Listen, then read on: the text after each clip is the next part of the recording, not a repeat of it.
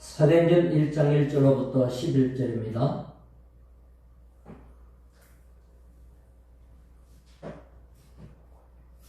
사도행전 1장 1절로부터 11절.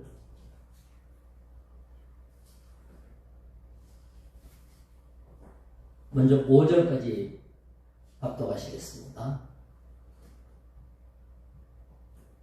1절부터 읽습니다. 데오빌로여, 내가 먼저 쓰는 글에는 무릇 예수께서 행하시며 가르치시기를 시작하신부터 그가 택하신 사도들에게 성령으로 명하시고 승천하신 날까지의 일을 기록하였노라. 그가 고난받으신 후에 또한 그들에게 확실한 많은 증거로 신이 살아계심을 나타내사 40일 동안 그들에게 보이시며 하나님 나라의 일을 말씀하시니라. 사도와 함께 모이사 그들에게 분부하여 이르시되 예루살렘을 떠나지 말고 내게서 들은 바 아버지께서 약속하신 것을 기다리라. 요한은 물로 세례를 베풀었으나 너희는 몇 날이 못 되어 성령으로 세례를 받으리라 하셨느니라. 아멘. 사도행전 1장 1절로 11절은 주님이 제자들에게 무장시키는 메시지의 중심이 뭐냐, 사도행전이 어떤 방향으로 진행될 거냐를 보여주는 내용이죠.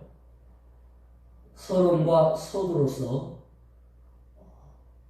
바울의 동역자였던 의사 누가에 의해서 누가복음과 사도행전이 기록되어졌고, 이 사도행전은 사도들이 움직였던 복음 전파의 행적을 기록한 사도들의 행전임과 동시에 그 배경이 되었던 성령의 역사하심, 성령의 이끌리심, 성령의 감동하심, 성령의 능력을 증거한 성령 행전이기도 하는 겁니다.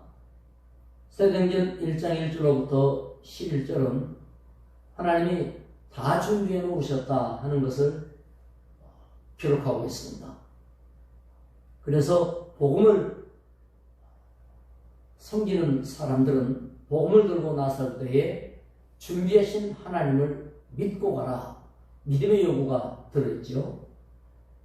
예비하신 하나님의 능력이 첫 번째로는 복음 예비지요.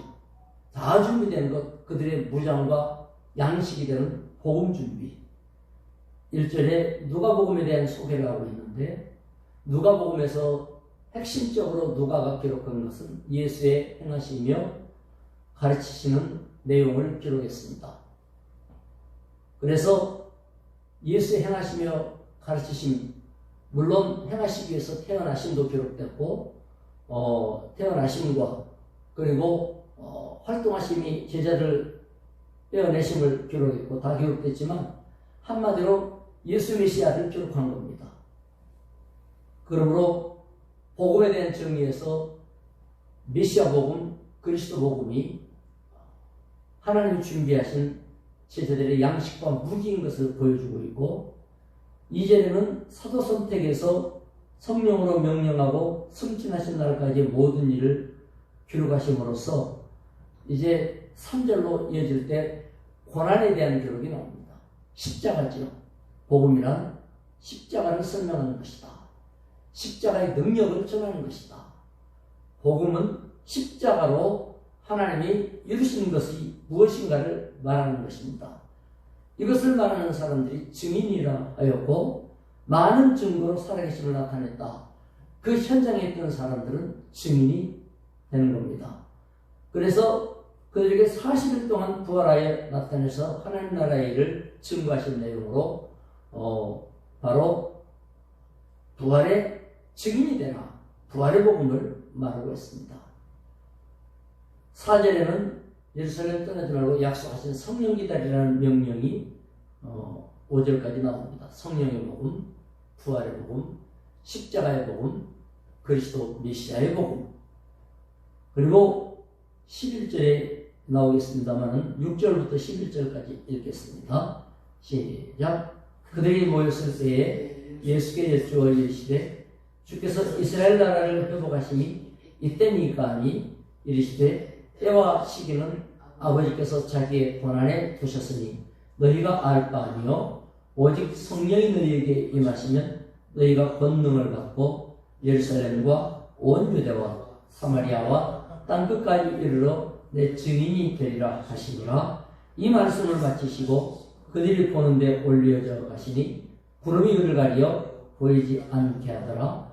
올라가실 때에 제자들이 자세히 하늘을 쳐다보고 있는데 흰옷 입은 두 사람이 그들 곁에 서서 이르되 갈릴리 사람들아 어찌하여 서서 하늘을 쳐다보느냐? 너희 가운데서 하늘로 올려지신 이 예수는 하늘로 가심을 본 그대로 오시리라 하였느니라. 아멘.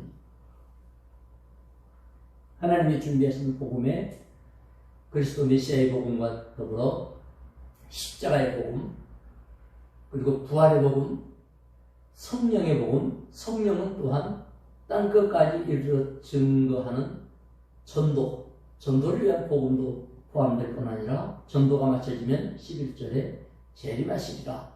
재림의 복음, 즉 하나님의 무기는 복음이다. 주님의 준비하신 것은 복음이다. 제자들의 능력은 복음에 있다. 이 복음을 통하여 성령도 역사하시며 주의 오신 비밀, 그리스도의 능력도 나타난다. 이 복음을 통하여서 온 세계 만민이 구원을 받을 것이며 제자들은 어느 곳에서나 하나님의 사역자로서의 빛을 드러낼 것이다라는 약속이 있습니다. 이게 성령이 임하시면 권능받고 땅끝까지 이를 것이다. 이 모든 배경에 성령의 역사하심으로 제자들은 자기들의 계획과 뜻과 역량과 상관없이 성령의 역사하심을 볼 수 있게 되었습니다. 보통은 내 힘만큼 일하는 것이지만 성령은 그것을 초월하여서 하나님의 계획만큼 역사하고 계시는 것을 이제 보게 되는 거죠.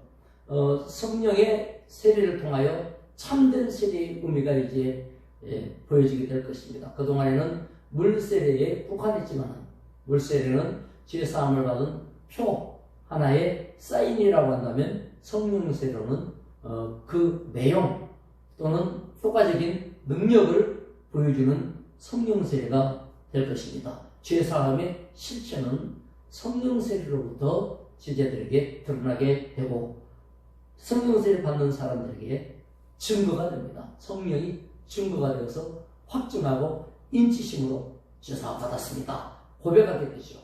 그리고 물세례는 그것에 대한 표로 치르게 되는 일들이 이제 전도하는 현장에서 일어나게 됩니다. 그리고 그들이 모여있는 것이 교회입니다. 그래서 사도행전은 성령행전, 사도들의 행전, 그리고 교회들의 행전 이렇게 설명할 수가 있겠습니다. 예수님께서 하나님 나라의 일을 선포했지만 제자들의 관심은 이 땅의 이스라엘 회복에 관심이 있었습니다. 언제쯤 이스라엘이 회복됩니까? 이 지긋지긋한 세상을 벗어나서 로마로부터 간섭을 벗어나고 독립을 해서 떵떵거리는 다윗의 나라와 같은 나라가 메시아가 오시면 이루어진다고 했는데 그때 언제입니까에 집중해 있었죠. 예수님은 너무나 제자들과 동떨어진 답을 주셨습니다. 신경 쓰지 마라. 그런 일에 신경 쓰지 마라. 하나님이 할 때까지 신경 쓰지 말고 너희 할 일만 해라. 이렇게 말씀하셨습니다. 그런 일은 하나님이 하실 것이다. 그러나 사실상 복음을 이해하고 나면 하나님이 이루실 다윗 왕국과 같은 나라 회복도 사실상 제자들이 생각했던 방향이 아니라 메시아 왕국으로서 영적인 왕국이 되어질 것이고 주님 재림하셔서 이루어질 영원한 통치의 세상 그때 있어야 될 것이기 때문에 제자들에게는 이 내용이 이해됐을 리도 없고 또 확실하게 명쾌한 답이 될 리도 없습니다. 우리는 예수 믿을 때 때로는 그런 상황에서 단지 믿음으로 나가고 순종하는 그런 일들을 우리는 수시로 무시로 감당해야 됩니다. 내가 이해를 덜 했을지라도 또는 알지 못했을지라도 성령께서 하신 것을 믿고 그 성령님을 의지해 나갈 때면 우리는 작은 일부터 큰 일까지 경험하게 될 일들이 있습니다. 바로 주가 하신다. 하나님이 하셨다. 우리 주님은 하실 수 있다. 내가 하는 게 아니구나. 주님께서 하시는 것이며 나는 보는 예언자구나, 증인이구나, 그것을 증언할 수밖에 없도록 주님이 나를 그 자리에 초청하셨고 세우셨구나. 우리는 그 고백을 하게 될 것입니다. 그러므로 성령이 임하시면 권능을 받고, 이것은 제자들이 무장하는 것이 아니었습니다. 하나님이 하신 일이었고 하나님의 역사하는 내용입니다. 우리는 어떤 영화들을 보면은 아이언맨 같은 데는 폼 잡고 있으면 막 갑옷 같은 게 로봇 옷이 신발도 척 신겨주고, 가만히 있는데 지들이 와가지고 척 가슴에도 달라붙고 장갑도 끼워주고 툭도 씌워주면서 안경도 척 붙어가지고 그 안경으로 쳐다보면 막 천리안이 되고, 그 다음에 그 손으로 움직이면 손에서 레이저가 나가고, 그 가슴을 펼치면 가슴에서 막 로켓 원자 핵이 막 쏟아지면서 원자로가 가동되어지고, 이런 걸 볼 수 있어요. 그러니까 그 아이언맨 주인공이 뭐를 애써가지고 막 이렇게 물론 연구에서 지가 만든 걸로 나오기는 하지만은 성령께서 입혀주실 때면 내가 힘을 발휘하는 것이 아니고 노력하는 것이 아니라 주님이 덧입혀주시고 더 씌우신 것이죠. 그거는 마치 뭐와 같으냐? 창세기 1장 2절에서 보면 하나님의 신이 수면에 운행하시니라.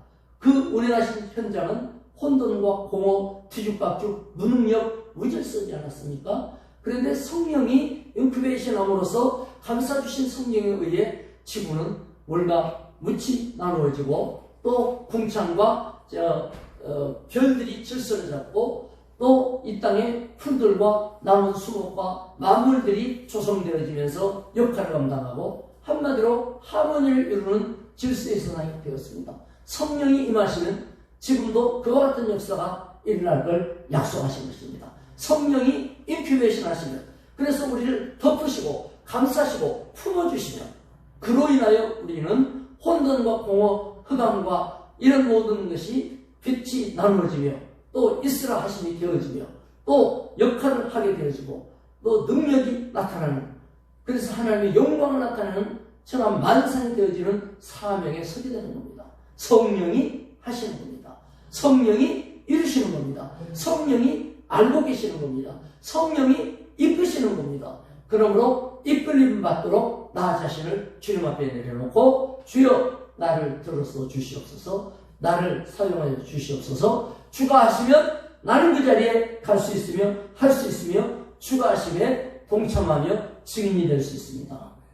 사도들은 그 고백자에 지나지 않는 겁니다. 그 고백에 대하여서 기록되는 것이 사도행전이고, 모든 것은 하나님이 준비하셨다. 이것이 1장 1절로부터 11절까지 내용이며, 이스라엘 나라의 회복은 사도들이 바랐던 희망의 나라가 아니라 하나님이 소원하시고 기대하셨던 영원한 나라요, 영광의 나라요, 빛의 나라인 것입니다. 우리는 그 안에 부름받았으며 세움받기 위하여 주님이 들어쓰시고자 하시는 사명자들입니다. 하나님이 이 일에 창념하고 마음 쏟게 하실 때, 이것은 성령의 일하시는 그런 순서입니다. 주님이 일하시기 때문에 그런 마음이 드는 겁니다. 주님이 역사하시기 때문에 그런 감동을 받는 것입니다. 성령이 이끌어 가실 것이기 때문에 그와 같은 소원을 갖게 되는 겁니다. 소원을 가질 때에 우리 안에 소원을 두고 행하신 여호와께서 일을 하시기 때문에 우리의 사명 성취는 재림과 연계되어 있음을 11절에 말씀하고 계시는 겁니다. 성령이 임하여 성령의 역사를 통하여 성령이 너희들과 함께, 그리고 그 끝은 재림이시다. 재림신앙을 갖고 오늘도 성령의 인도 따라 사명에 살아가는 복된 날 되어지시기를 축원합니다. 기도하겠습니다. 하나님 아버지 감사합니다. 성령이 역사하시면 주님의 일이 이루어지고 그곳은 밝은 곳이 되어지며 혼돈과 무질서, 혼란과 갈등, 두려움과 어두운 제약, 흑암이 결박될 줄 믿습니다. 빛이 비추어지며 질서가 이루어지며 역할을 감당하며 여호와를 기쁘시게 하며 보시기에 좋았더라의 성취가 있을 줄 믿습니다. 주가 사랑하는 자들 보시기에 주와 떠나로 성령님 조명해 주시기 원하며 감싸 주시기 원하며 덮으시기 원합니다. 오늘도 주가 함께 하시는 자로 어디서든지 주의 영광 드러내며 복의 사람인 환희와 영광 중에 감격과 감동 중에 늘 주님 사랑하는 날 되게 하여 주시옵소서. 예수님의 이름으로 기도드렸나이다. 아멘. 각자 기도하시기 바랍니다.